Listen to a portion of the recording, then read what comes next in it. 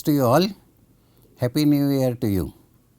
We have been discussing about the batteries, and I had shown you that air cell battery in the last class, and I had told you that there could be peroxyl decomposition, and we would take a look at it in the next class.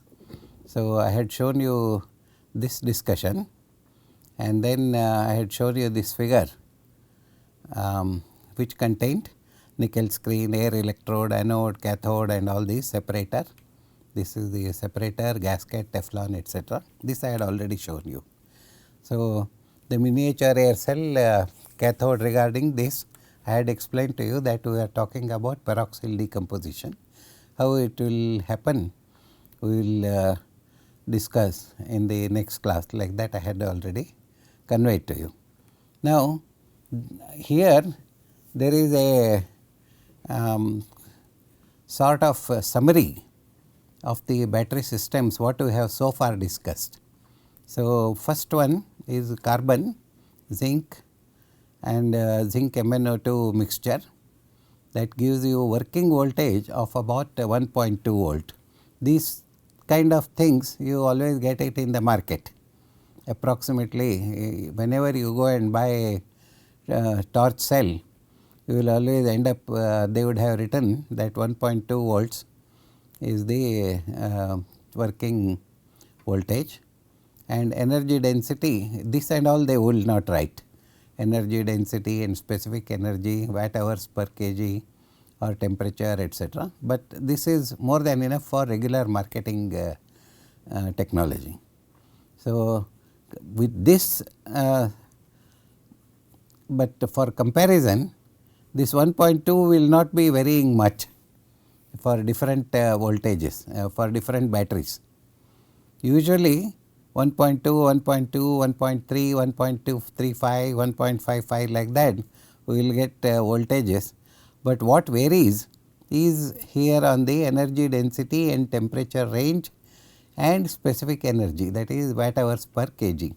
So, for carbon zinc battery, we will be working with about, we will be getting about energy density of 70 to 170 watt hours per liter, and specific energy would be 40 to 100.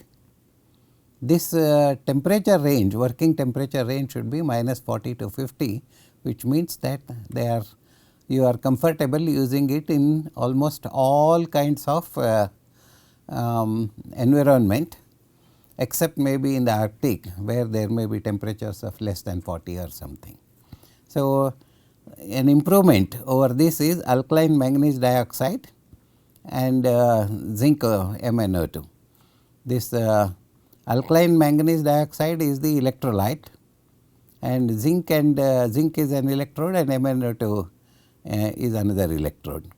So, here also working voltage is 1 to 2, but here you can see the difference from 170 to it has gone up to 250. So, specific energy would be slightly less compared to this carbon zinc battery, and working temperature is almost same in almost all cases. Now, look at the third one, zinc and mercury oxide, that gives you about 1.3 volts and 400 to 60, and specific energy is about 100, and minus 40 to 60 is the working temperature. Zinc silver oxide, these are very common batteries, smaller size, but the voltage will be 1.55. You can look at the energy density, that is also 400 to 520, and specific energy is approximately 130. Here you do not see much change in the first four, and only in the zinc air oxide, zinc air and zinc oxide, you will end up with a voltage energy density, specific energy would be 230 to 400. That is an improvement. Energy density is also 700 to 800 watt hours. So, what is the anode reaction? in such cells.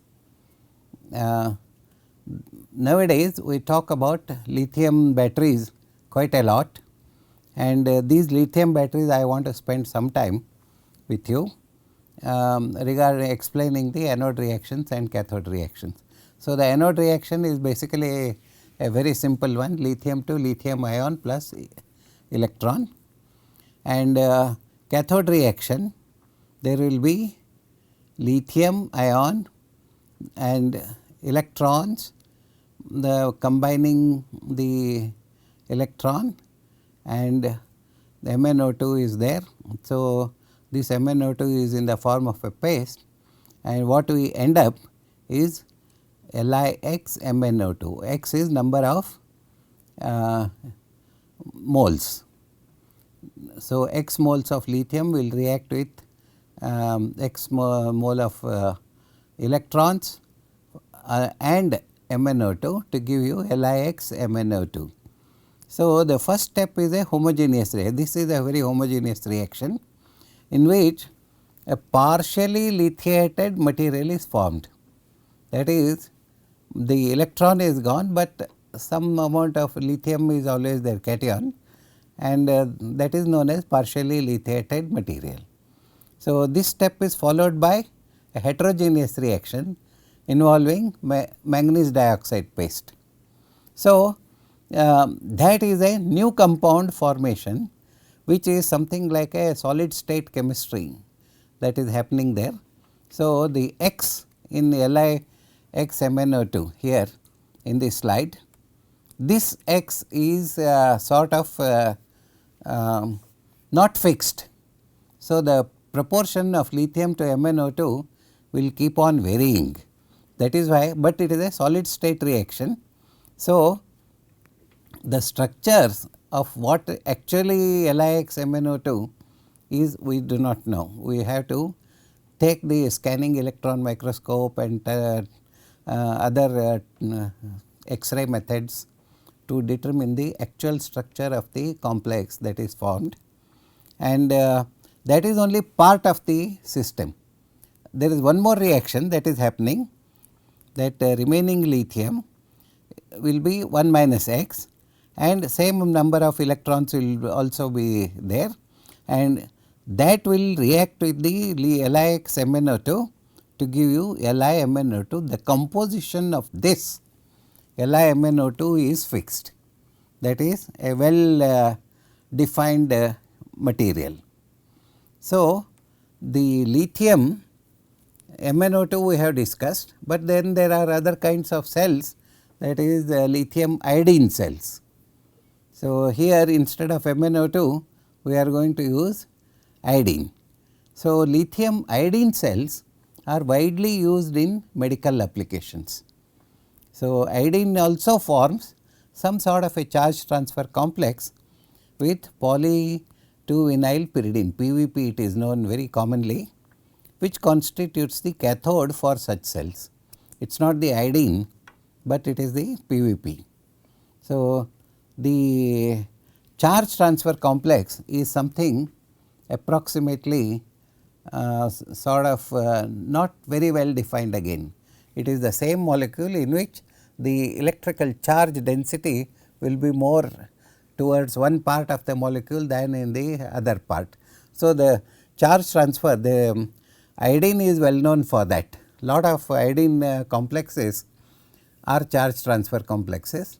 That means, there is no stoichiometric new formation, compound formation, but there will be some sort of a typical chemical reaction in which the color of the solution or some properties related to the electron density will be changing a little bit. So, the lithium iodine battery systems are basically very stable, and they are therefore, they are dependable, that is why they are used in the medical field. So, here I have written that universally used for heart pacers. Why do we need highly stable and dependable batteries, lithium iodide batteries for heart patients? I think anybody can understand what is the required, because the heart has to keep on beating. So, the possibility of failure should be very less. So, it must work for a number of years together, but what is required is a very small amount of current.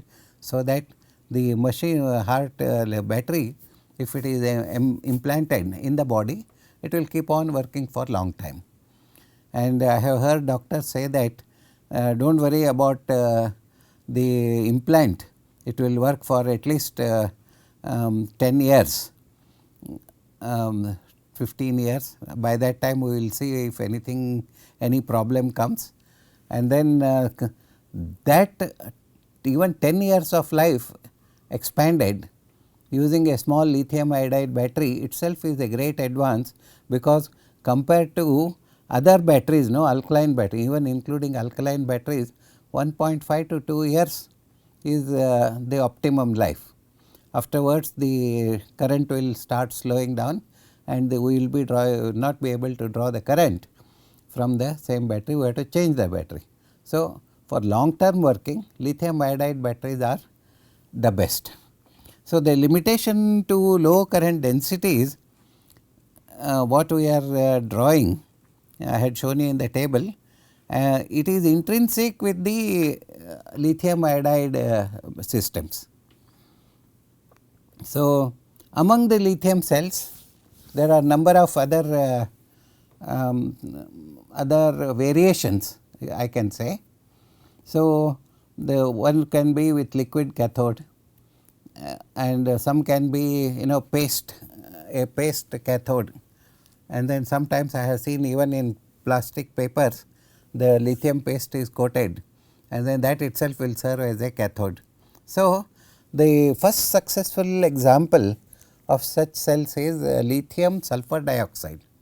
So, you may be wondering why sulfur dioxide? Sulfur dioxide is a gas at room temperature, but if we include sulfur dioxide as a air battery or something like that, we have to use acetonitrile or propylene carbonate or a mixture of these two as co-solvents with the SO2. That means, sulfur dioxide is usually dissolved in propylene carbonate and acetonitrile as a solvent, that is a solvent, and then lithium part remains the same. So, the mixture of the two solvents should be approximately 50% by volume. So, what would be the cell reaction in such cases? See, PVP does not react, and acetonitrile does not react, and there is no chance for oxidation or reduction. So, only the SO2. So, SO2 must react with the lithium to produce something. What is that something? Look at the slide now, 2 lithium and 2 SO2, very simple straightforward compound lithium sulphate. Any SO2 for that matter will react with the metal to give you sulphates. So, another possibility is lithium thionyl chloride batteries, that is SOCl2. Thionyl chloride is a very standard chemical in almost all organic chemistry laboratories. So, if I use thionyl chloride containing it contains SO2, basic formula is SOCl2, not SO2 as such. So, but basically it is made using sulfur dioxide and chlorine, HCl. So, they possess very high energy density, mostly due to the nature of the cell reaction. Again here I write 4 moles of lithium will react with 2 moles of SOCl2 to give you 4 lithium chloride, 4 times lithium chloride plus sulfur plus SO2, that is the ultimate reaction. So, here I am giving you some sort of a system containing lithium, looks fairly important, and here I have lithium and carbon, and solid cathode system, all these are solid cathode systems. Okay. Then this is fluoride. So, 2.5 to 2.7 is the working voltage. Just see, imagine in the previous table I had shown you that the working voltages are around 1.2, but now this gives you 2.5 to 2.7 working voltage. That is why lithium cells are have assumed great industrial importance in recent years, including systems for transport. Most of our buses, scooters, vehicles, etc., cars, they all use lithium cells, and the energy density is also quite high, 400, specific energy is 200, and temperature range also seems to be fairly good for industrial, for hot countries as well as cold countries. Minus 20 to plus 60, they work efficiently. So, now I can change the cathode system, lithium MnO2, that gives you still slightly better 2.7 to 2.9 working voltage, and essentially same energy density and specific energy. Temperature range is also very good. Now, compare this to lithium iodide. So, what happens in lithium iodide? It is 2.4 to 2.8 voltage and energy density is 920. That is fantastic. So, specific energy definitely remains the same, but the temperature range of operation is approximately 37 degrees. This is where the catch is, because any temperature variation, the rate of reaction will double every 10 degrees or reduce by half, 50% every 10 degrees reduction. So, this lithium iodide would be useful only inside the body, where our body temperature is approximately 37 degree, 37, 38 degrees centigrade. Compared to that, lithium FeS2 is 1.3 to 1.7, very ordinary approximately, but energy density and specific energy are better compared to zinc and MnO2 systems. So, that will be minus 20 to plus 60 working range also. So, then suppose I use liquid SO2 system, which I had discussed with you earlier. If I use lithium SO2, I get 2.7 to 2.9 voltage, working voltage, and 440, not bad, and 250 is the specific energy. Temperature also is quite suitable. Look at SOCl2, thionyl chloride. I have 3.3 to 3.5 volts, and 950 is our energy density and 300 is the specific energy. So, this also seems to be quite good with respect to our lithium batteries.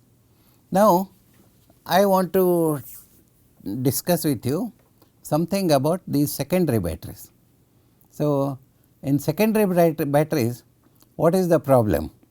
The cell reaction can be made to proceed in any direction by withdrawing or supplying the current. These are the things which we know, which we normally use on and off whenever battery, whenever there is a battery is discharged. We would like to make sure that the battery is recharged. These are all rechargeable batteries. So, if we keep on working the battery, when all the energy is taken off, again I connect it to a source of battery, a source of electricity, again the reaction will be reversed. So, because it is a reversible cell reaction and it gets charged again. So, you can keep on using it number of times, again and again and again. So, that is very convenient, especially if we want to use the batteries for transport and many other reproducible applications. So, these secondary batteries can be divided into basically several classes.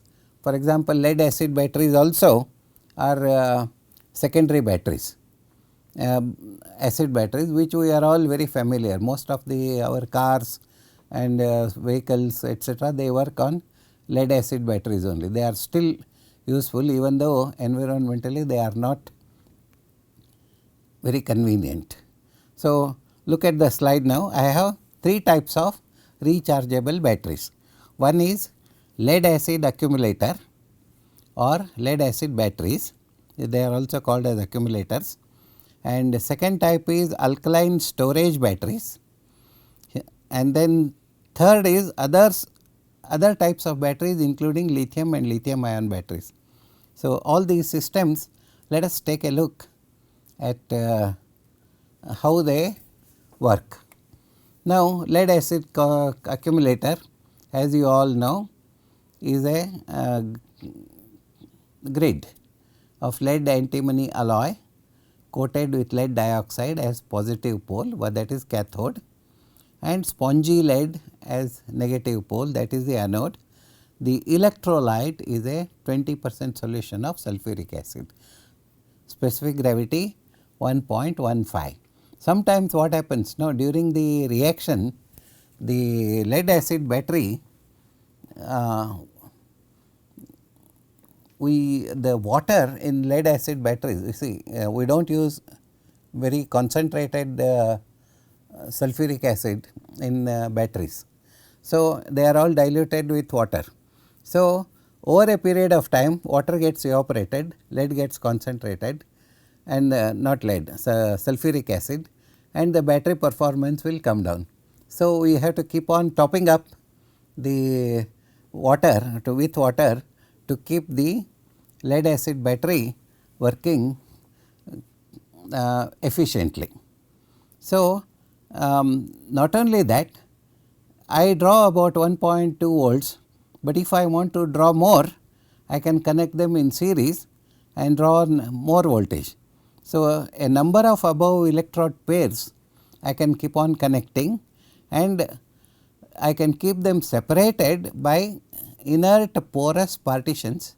These are all basically silica partitions. So, it is called as smoked silica, available in the market, and in the inert porous partitions are dipped in between the electrodes. So, the electrode reactions that take place during the discharge of the cell, that is when the current is being drawn basically. So, I have this kind of reactions. Lead goes to lead ions, okay. So, that will lose 2 electrons and goes to lead ions. Lead ions will react with SO4 2 minus, and that goes to lead sulphate, and lead plus and SO4 2 minus plus minus 2 minus goes to lead sulphate again. So, these are the 2 reactions. Here there is an error. I would like to make the correction here itself for your benefit. So, in the lead acid batteries, basically lead will lose 2 electrons, giving you lead ions, and these lead ions will work will combine with sulphate ions to give you lead sulphate, and lead sulphate Pb2 plus also will react with one more SO4 ions to give you PbSO4 lead sulphate. So, at the cathode it is lead oxide, in presence of acid it will be 4H plus and plus 2E minus, that gives you lead Pb2 plus and plumbus and 2H2O, and Pb plus Pb2 plus will react with SO4 to give you lead sulphate. So, overall reaction would be, you can add them up like algebraic equations, cancel right side left side etc., whichever is common, and then you end up with an equation like PbO2 plus 4H plus SO4 minus 2 electrons, that will give you lead sulphate plus 2H2. The reactions what I have written for anode and cathode they are all basically sort of non-stoichiometric reactions. That is why you have Pb2 single plus, Pb2 single plus, SO4 etc. But every time you can say that you can conveniently cancel them from the left side and right side, and like an algebraic equation, and write the overall equation like this. Now, the lead acid battery, how it is composed of? Lead acid battery, simple. Take lead oxide, that is solid powder, and then this symbol you know, this separator H2SO4 containing lead sulphate, and PbO2 again solid, and another is lead, that is the electrode. So, the net cell reaction for the passage of 2 Faradays, 2 equivalent, no, here two numbers of electrons are there. So, it is a 2 equivalent reaction. So, 2 Faradays of electricity should be passed to get this reaction going. So, PbO2 plus lead will give you 2H will react with 2H2SO4, giving you 2 PbSO4 plus 2 H2O. That is the total stoichiometric reaction.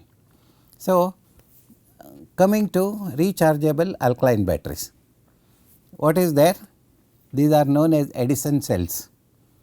They were widely used as a traction battery and is again under study for such applications.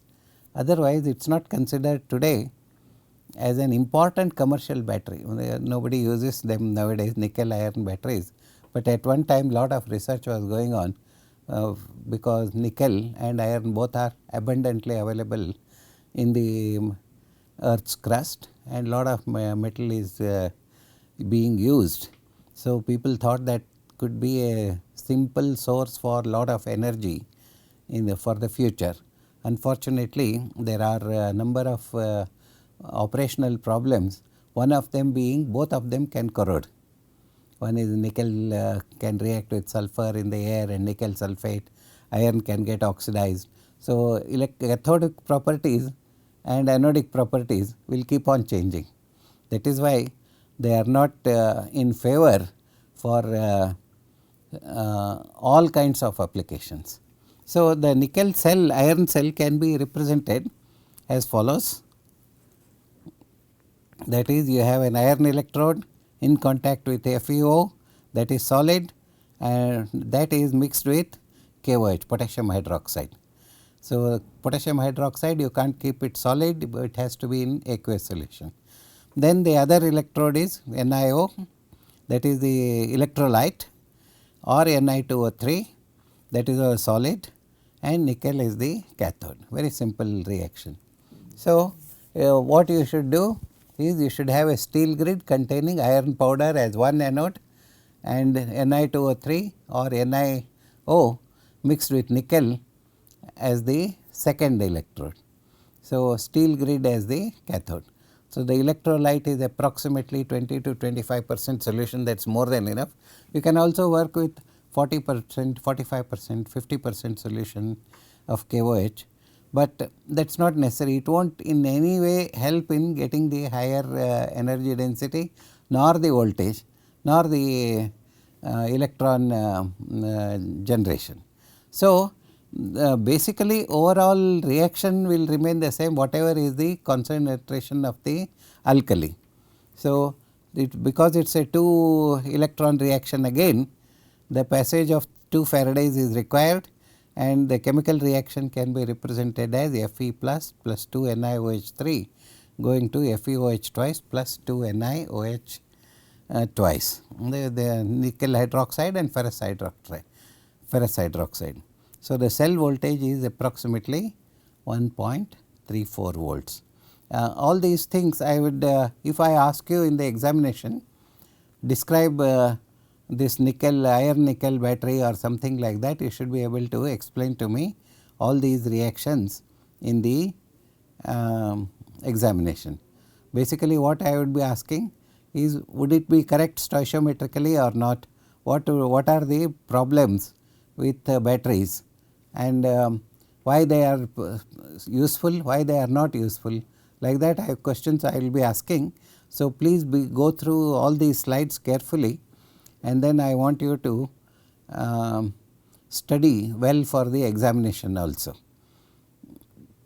So, before I conclude today, I would like to talk about nickel and nickel cadmium cell. That is also essentially similar to nickel iron cell, except that cadmium is used instead of iron. Why cadmium? Because cadmium is a much more reactive material than nickel. So, the overall cell reaction again for the same type of reaction 2 Faradays is represented as cadmium and nickel hydroxide going to cadmium hydroxide and NiOH twice. So, what I would like to continue now is give you some more information about some of the batteries what we have been using, and I want to conclude in the next class whatever we have been discussing about the batteries. So, thank you very much. We will meet again.